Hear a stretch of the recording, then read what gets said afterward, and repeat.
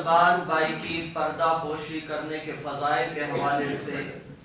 چند گزارشات حدیث مبارکہ کی روح سے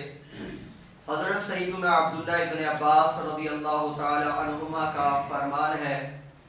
جب تم اپنے ساتھی کی برائیاں بیان کرنا چاہو تو اپنی برائیاں یاد کر لیا کرو۔ حضرت سیدنا حسن بصری رحمۃ اللہ تعالی علیہ ارشاد فرماتے ہیں کہ اے ابن آدم، تم اس وقت تک ایمان کی حقیقت کو نہیں پا سکتے جب تک لوگوں کے عیوب تلاش کرنا ترک نہ کر دو۔ جو عیوب تمہارے اپنے اندر پائے جاتے ہیں ان کی اصلاح شروع کر دو اور انہیں اپنی ذات سے دور کر دو۔ جب تم ایسا کرو گے تو یہ چیز تمہیں اپنی ہی ذات میں مشغول کر دے گی، اور اللہ عز و جل کے نزدیک ایسا بندہ سب سے زیادہ پسندیدہ ہے۔ آقا دو جہاں پر حبیب علیہ السلام نے ارشاد فرمایا، تم میں سے اس وقت تک کوئی کامل مومن نہیں ہو سکتا جب تک کہ اپنے بھائی کے لیے بھی وہ چیز پسند نہ کرے جو اپنے لیے پسند کرتا ہے۔ حجت الاسلام حضرت امام غزالی رحمۃ اللہ تعالی علیہ فرماتے ہیں، جان لو کہ انسان کا ایمان اس وقت تک کامل نہیں ہوتا جب تک کہ وہ اپنے بھائی کے لیے اس چیز کو پسند نہ کرے جو اپنے لیے پسند کرتا ہے۔ اور بھائی چارے کا کم تک درجہ یہ ہے کہ اپنے بھائی سے ایسا معاملہ کیا جائے جیسا معاملہ اس کی طرف سے اپنے حق میں پسند کرتا ہے۔ اس بات میں کوئی شک نہیں کہ تم اپنے بھائی سے اپنے حق میں پردہ پوشی، برائیوں اور عیبوں پر سکوت یعنی خاموشی کی امید کرو گے۔ اگر امید کے برخلاف کچھ ظاہر ہو تو یقیناً اس پر غضبناک غصہ کرو گے۔ تو یہ کیسی بے عقلی ہے کہ تم اس سے تو پردہ پوشی کی امید رکھو جبکہ خود اس کے عیبوں پر پردہ نہ ڈالو۔ حدیث قدسی میں ہے، حیرت ہے اس شخص پر جو لوگوں کے عیوب تلاش کرنے میں تو مصروف رہتا ہے لیکن اپنے عیوب سے غافل ہے۔ آقا علیہ السلام نے ارشاد فرمایا، جو کسی کا پوشیدہ عیب دیکھے پھر اسے چھپا لے تو وہ اس شخص کی طرح ہوگا جس نے زندہ دفنائی گئی بچی کو قبر سے نکال کر اس کی جان بچا لی ہو۔ آقا علیہ السلام کا ایک اور فرمان ہے، جب اللہ عز و جل کسی بندے کے ساتھ بھلائی کا ارادہ کرتا ہے تو اسے اس کے عیوب سے باخبر فرما دیتا ہے۔ آقا علیہ السلام کا ایک اور فرمان، جو شخص کسی مسلمان کی عیب پوشی کرے تو خدائے ستار عز و جل قیامت کے دن اس کے عیب پوشی فرمائے گا۔ آقا دو جہاں پر حبیب علیہ السلام کے اس کلام پر حضرت علامہ مفتی احمد یار خان نعیمی نے جو خوبصورت بات ارشاد فرمائی وہ سننے والی ہے۔ فرماتے ہیں کہ اگر کوئی حیادار آدمی پوشیدہ طور پر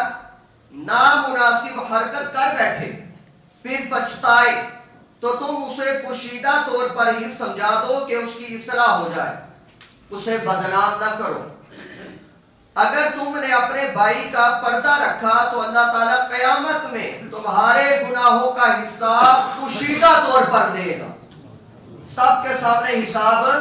کتنی بڑی نعمت ہے، سب کے سامنے حساب نہیں لے گا،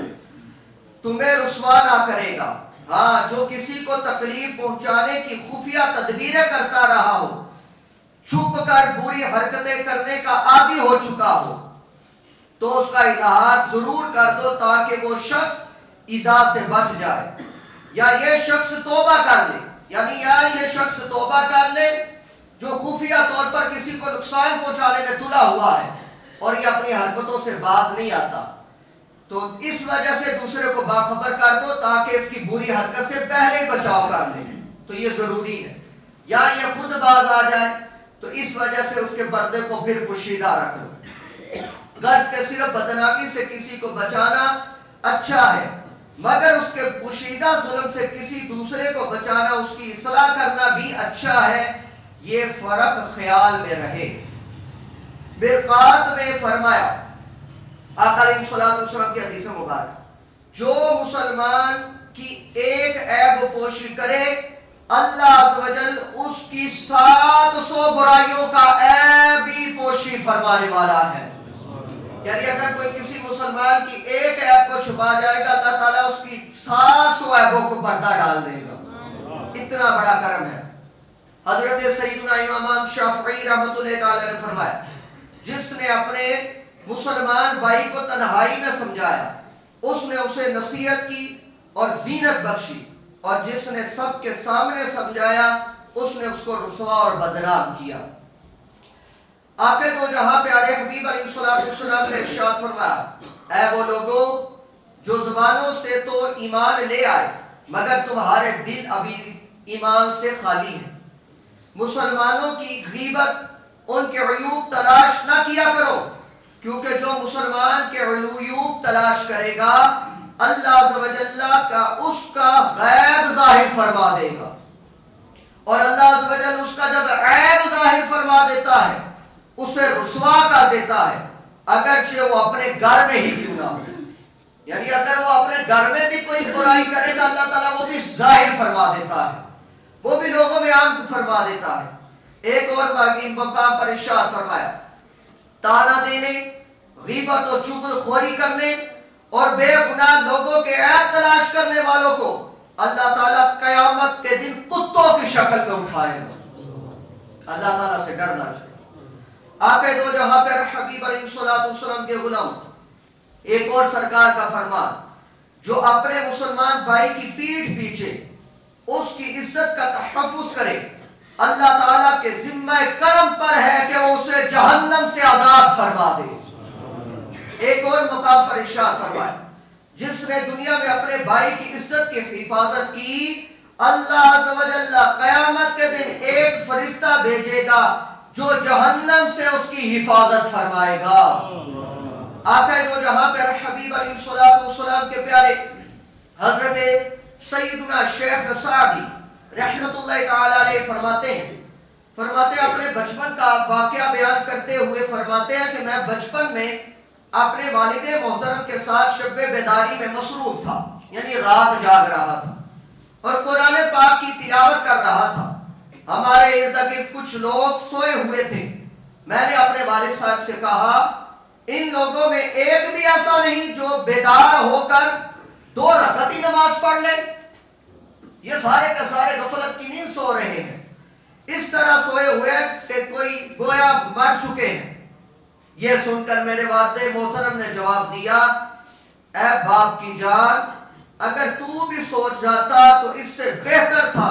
کہ لوگوں کی عیب جوئی کر رہا ہے، اس سے بہتر تھا کہ تو بھی سو جاتا، نہ تو قرآن پڑھتا نہ تو نماز پڑھتا، اس سے بہتر یہ تھا کہ تو سو جاتا، یہ جو تو نے عیب بیان کیا ہے۔ یعنی کیا مطلب؟ اب اسی وقت انسان جتنا مرضی نیک اور پرہیزگار کیوں نہ ہو، اگر وہ لوگوں کے عیب ظاہر کرنے والا ہے بلا وجہ غیر شرعی، تو اب اسی وقت وہ مجرم اتنا بڑا ہے کہ اس کی یہ نیکیاں اس کی وجہ سے برباد کر دی جاتی ہیں۔ اور ایک اور بات سماعت فرما لیجئے گا، ایک ہوتا ہے اصلاح الگ چیز ہے، اور اصلاح کے بھی کئی معنی۔ آپ نے اگر کسی کی اصلاح کرنی ہے اور اگر آپ کر سکتے ہیں اور آپ کو پتا ہے کہ آپ کی اصلاح کو وہ تسلیم کر جائے گا تو آپ پر واجب ہے کہ اس کی اصلاح کریں، لیکن کرے اس انداز میں کہ اس کو پتہ بھی نہ چلے،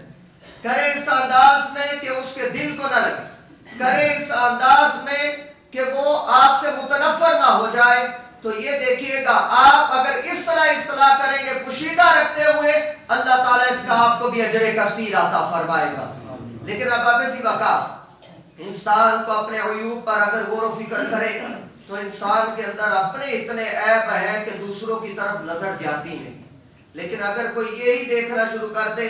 آپ اسی وقت اکثر میں کہتا ہوں جب کوئی بندہ کسی کی طرف ایسے اشارہ کرتا ہے تو ایک انگلی اس کی طرف، 3 اس کی طرف ہوتی ہیں اپنی ذات کی طرف، یعنی اس کا ہاتھ اپنا گواہی دیتا ہے بندے خدا سب سے پہلے 3 مرتبہ اپنی ذات میں تلاش کر کہ تو بے عیب ہے،